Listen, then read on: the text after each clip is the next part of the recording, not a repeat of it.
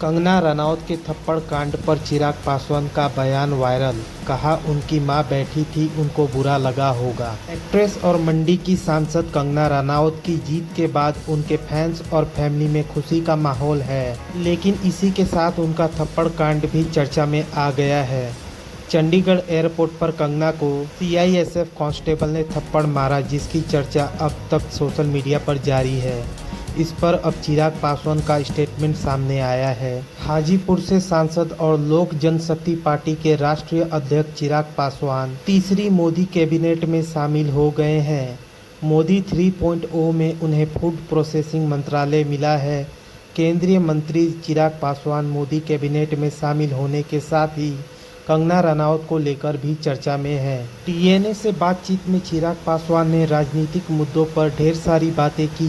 इसी के साथ उन्होंने कंगना रनौत के थप्पड़ कांड पर भी अपनी बातें रखी। उन्होंने कहा कि वह सीआईएसएफ कांस्टेबल का दर्द समझ सकते हैं। चिराग पासवान ने कहा, यह गलत है। आप अपनी बात कहने के लिए गाली या हाथापाई का इस्तेमाल नहीं कर सकते हैं। हर व्यक्ति को अभिव्यक्ति की आज़ादी है, अपनी बात रख सकता है। मैं महिला कांस्टेबल की भावनाओं को समझता हूँ।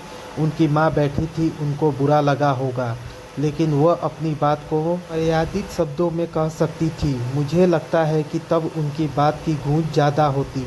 अगर वह कड़े शब्दों में अपना ऐतराज़ दर्ज करती और कहती कि आपने ऐसा क्यों कहा था, मेरी माँ थी वहाँ पर, मुझे दुख पहुंचा। अपने हाथ उठाकर अपनी भावनाओं को छोटा कर दिया। चिराग यहीं नहीं रुके। उन्होंने आगे कहा, हर किसी को सोच और अभिव्यक्ति की आज़ादी है।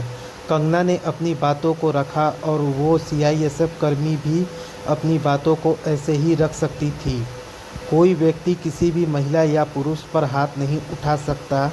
मैं ये नहीं कह रहा कि सिर्फ महिला पर हाथ नहीं उठाना चाहिए, पुरुष पर भी हाथ उठाना गलत है। आप विरोध दर्ज कराइए, लेकिन मर्यादित शब्दों में कराइए।